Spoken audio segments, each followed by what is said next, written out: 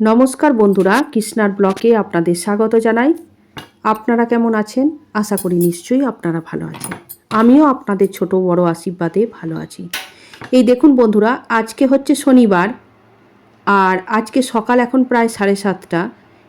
সকালবেলায় 7:30টার সময় বিছানা পরিষ্কার করতে শুরু করে দিয়েছি। তাড়াতাড়ি করে ভাবছি ঘর দুয়ার পরিষ্কার করে নেবো, কেননা শনিবার মানে বজরংবলীর ভোগও লাগাবো, আর সিদ্ধার্থও বাড়িতে আছে। ওরও দুষ্টুমি শুরু হবে সকাল থেকে। সব মিলিয়ে তাড়াতাড়ি কাজ সারতে সারতে এখন চলে এসেছি পুজো করতে। তবে মোটামুটি স্নান টান হয়ে গেছে, আর কাপড় চোপড়গুলো যে বিছানার চাদরটি সকালবেলায় তুলেছিলাম সেইগুলো কেচেও এখন বালতিতে রাখা আছে।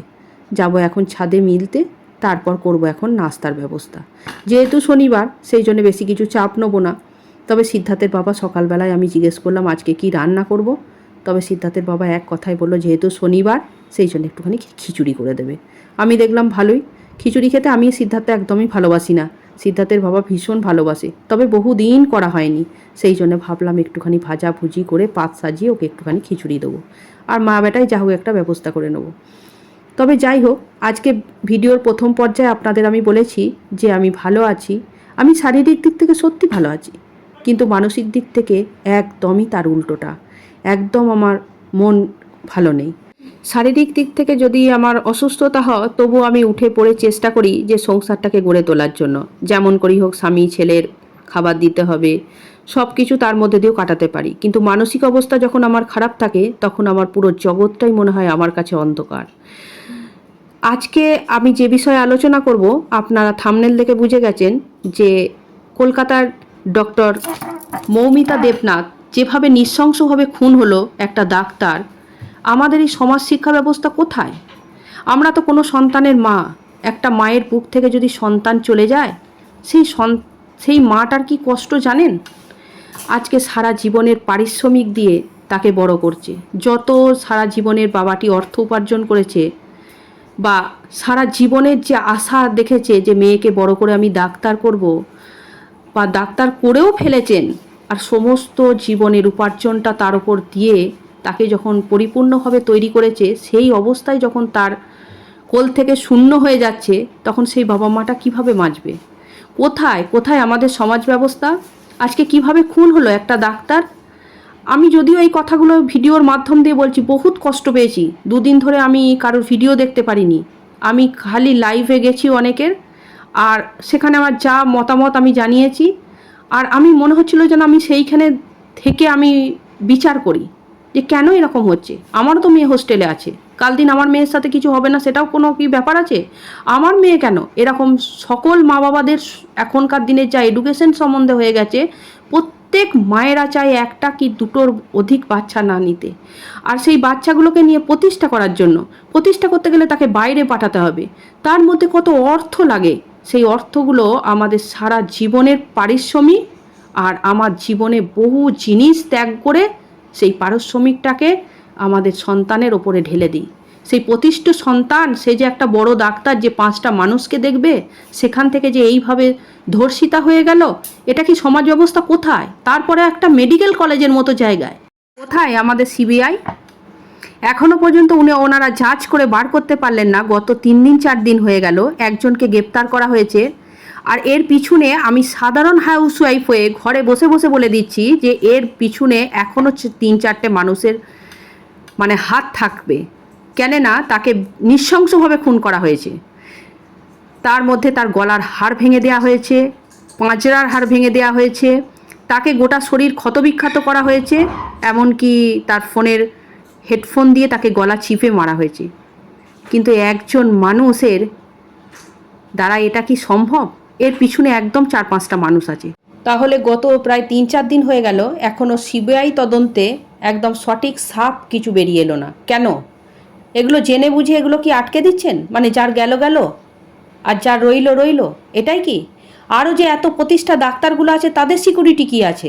একটা হসপিটালের মতো, আর্জিক্যাল হসপিটালের মতো জায়গায় সিকিউরিটি নেই। এটা তো একটা লজ্জার বিষয়, লজ্জার বিষয়। একটা ডাক্তারের জায়গায় যেখানে লক্ষ লক্ষ মানুষ তার জীবন ফিরে পায়, সেই জায়গায় একটা ডাক্তারকে কুপিয়ে খুন করা এইভাবে নৃশংসভাবে, আর তার এখনও সিবিআই জাজ কোনো কিছু করতে পারলো না। এর জন্য তো আমি বলবো কড়া ব্যবস্থা নেওয়া উচিত। আমার পুরো মনের ক্ষোভ বা একটা মায়ের বুক ফাটা হাহাকার আমি আজকে এই ভিডিওটা করতে বাধ্য হলাম। আর আমি এই ভিডিওর মাধ্যম দিয়ে বললাম, হয়তো আমি মিডিয়ার কোনো লোক নই, আর আমি ওখানে যেতেও পারছি না, আমি কোনো মহান জ্ঞানীগুণী ব্যক্তিও নয়, নেতাও নই যে আমি গিয়ে সামনে থেকে কিছু কথা বলবো। সেই জন্য আমি সুযোগ না পাওয়ার জন্য আমার ভিডিওর মাধ্যম দিয়ে আমি কথাগুলো বললাম। বহুত কষ্ট হয়েছে, আমি তো কোনো সন্তানের মা, আমারও তো সন্তান বাইরে পড়ে যে কোনো জায়গায়। আজকে স্কুল, কলেজ, হসপিটাল সব জায়গায় কড়া ব্যবস্থা নেওয়া উচিত, যে যেন এইভাবে নৃশংসভাবে খুন বা যেভাবে র্যাগিং এই সবগুলো বন্ধ করা উচিত। এর জন্যে আমাদের সমাজকে কড়া ব্যবস্থা নেওয়া উচিত, আর যে দোষী তার যেন কঠোর শাস্তি হয়, এটাই আমি চাই। যাই হোক, দুপুরবেলা খাওয়া দাওয়া খাওয়ার পর এখন বিকালবেলা বেরিয়েছি। ওই যে বাড়িটি আপনাদের দেখালাম ওপর থেকে, আমার ঘরের সামনে থেকে, ওইখানে যাব আজকে শিব চর্চা শুনতে। চলুন, এইবার নিচেই নেমেছি। এই যে ওপর থেকেও দেখা যায় আর নিচের থেকেও দেখা যায়, সেটাই আপনাদের সাথে শেয়ার করলাম। আর এটি হচ্ছে আমার ঘরের সাথেই। তবে এই যে বাড়িটি আছে এটা আমাদের রেন্টই দেওয়া আছে। এইখানে এই যে চলে এসেছি। তবে এইখানে এসে এখন লোডশেডিং, পুরো অন্ধকার। যাই হোক, তবে মোটামুটি সমস্ত মানুষই এখন এসে পড়েছে আর ভক্তি ভরে করছে তারা এখন ভজন।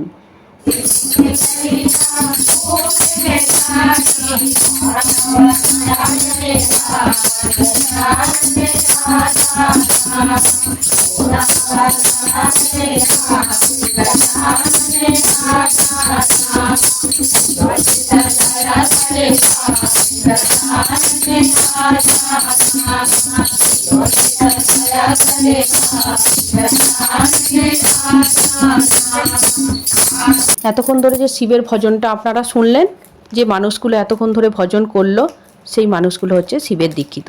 এনাদের একটা টিম আছে। তবে আপনি যেদিন মনে করবেন যে শিব চর্চা বা শিবের ভজন ঘরে করাবেন, ওনাদের টিমটিকে খবর দিলে তারা নিজেদের মতো করে এসে খুব সুন্দরভাবে পুজোটা করিয়ে দিয়ে যায়। তবে ভীষণ ভালো লাগলো। এই হয়তো জীবনে প্রথমবার আমার শিবের শিব চর্চা দেখা হলো। এখানে ম্যাক্সিমাম প্রতিটি বাড়িতেই করি থাকে, কিন্তু সেই সৌভাগ্য হয় না কারুর বাড়িতে যাই। তবে যেহেতু নমিতা করিয়েছে, সেই জন্য এখন নমিতার বাড়িতে এসে 2-3 ঘন্টা বেশ ভালো কাটলো। আর এই যে দেখুন, রমিতার রান্নাঘরে এখন দায়িত্ব রিঙ্কুর। রিঙ্কু এমন একটি মানুষ, কোনো কাজের সহযোগিতার ডান হাত। কোনো কিছু আপনার ঘরে হচ্ছে আর রিঙ্কু একদমই বসে থাকে না, সে দেখে নেয় কোন জিনিসটা তার দরকার পড়বে, সেই জিনিসটাই তা একদম হাত বাড়িয়ে দেয়। তবে যেহেতু নমিতা নিজেই একা সংসার, পুজো পাঠ করছেন, সে পুজোতে বসে আছে, দেখলো প্রতিটি মানুষ এখন এসেছে, সেই জন্যে তাদের চা, জল, নাস্তা সব কিছু এখন রিঙ্কুর ব্যবস্থা। রিঙ্কু প্রত্যেকটি মানুষকে খাইয়ে দাইয়ে প্রসাদ দিয়ে হাতে তুলে দিয়ে একদম সন্তুষ্ট করে বাড়ি পাঠিয়েছেন। আর রিঙ্কুর পাশেই যে ছেলেটি দাঁড়িয়ে রয়েছে, এটা রিঙ্কুর ছোট ছেলে। তবে আপনাকে পরে দেখাবো ওর বড় ছেলেকে। আর এই দেখছেন মেয়েটি দাঁড়িয়ে রয়েছে, এটা হচ্ছে যে নমিতা পুজো করিয়েছে তার মেয়ে। আসল কথা, মেয়ে এখন দাঁড়িয়ে দাঁড়িয়ে দেখিয়ে দিচ্ছে রিঙ্কুকে যে কোন জিনিসটা কোথায় আছে। আর রিঙ্কু সেই রকম সবাইকে চা, চপ, বিস্কুট দিচ্ছে। তবে মোটামুটি 2 টিপের মতো হয়ে গেছে সবাইকে খাওয়ানো দেয়া। আর খালি বাকি আছে আমরা ঘরের কটা। চলো একটুখানি, আমি অনেকক্ষণ ধরে বসে আছি আর গলাটা প্রায় ধরেই গেছে। আর চিন্তা ভাবনা করে মনটা একদম মাথাটা হ্যাঙ্গ করে গেছে। সেই জন্য রিঙ্কুকে বললাম যে না, ইচ্ছা শক্ত থাকলেও একটুখানি চা দে। সেই জন্য নিচ্ছি একটুখানি চা। চলুন, অনেকক্ষণ ধরে দাঁড়িয়ে থেকেছি, কিন্তু এবার বসে একটুখানি চা খাই। মোটামুটি সমস্ত কিছু প্লেট সব কিছু রেডি হয়ে গেছে। এইটি হচ্ছে আমার চা। তবে সিঙাড়া চপ দুটো খাবো না, আমি আবার সিঙাড়ার থেকে চপ খেতে ভীষণ ভালোবাসি, সেই জন্য চপটি এখন পছন্দ করে তুলে নিয়েছি। চলুন এক জায়গায় বসে বসে খাই। তবে মোটামুটি প্রসাদটা খাওয়া হয়ে গেছে। আর সিদ্ধার্থকে দেখুন, সিদ্ধার্থের শরীরটা সকাল থেকে ভালো নেই জানেন, কিন্তু তা সত্ত্বেও দেখুন একটুখানি চা নিয়েছে। ওরও নাকি মাথা ব্যথা শুরু হয়ে গেছে। দাঁড়ান, একটুখানি চপ চাইছে, চপটা একটুখানি ওকে দিই। যে বাচ্চারা চাও খায় না, আজকে প্রত্যেকটি বাচ্চা দেখছি হাতে করে একটুখানি চায়ের কাপ নিয়েছে। আসল কথা এটাই হচ্ছে, চপ সিঙ্গারা নিয়ে এটাই আনন্দ। আর দেখুন এই যে একে দেখলেন, এটাই হচ্ছে আমাদের নমিতা। এর ঘরেই আজকে হয়েছে শিবচর্চা। তবে 2-3 ঘন্টা প্রায় ভজন কীর্তন করে ভীষণ আনন্দের মধ্যে কাটলো। চলুন, ধীরে ধীরে চপ সিঙ্গারা খাওয়া হয়ে গেছে। প্রসাদটি এখন আঁচলে করে বেঁধে নিয়েছি, ঘরে গিয়ে প্রতিটি মানুষকে দেবো। এখন সকলেরই তাড়া ধরেছে, তাড়াতাড়ি করে বাড়ি গিয়ে সন্ধে দেবে। যেহেতু সন্ধে অনেকটাই হয়ে গেছে, আমারও সেই একই তাড়া, গিয়ে নিয়ে সন্ধে দেবো, তারপর ঘরে রান্না বান্না, সিদ্ধার্থকে পড়াবো। চলুন তাহলে, যেতে যেতে আমার ব্লগটা এখানেই শেষ করছি। আপনারা ভালো থাকবেন, সুস্থ থাকবেন। শীঘ্রই দেখা হবে পরের একটা ব্লকে। ভিডিওর প্রথম পর্যায়ে আরজিক্যাল হসপিটাল সম্বন্ধে যেসব কথাগুলো আপনাদের সাথে শেয়ার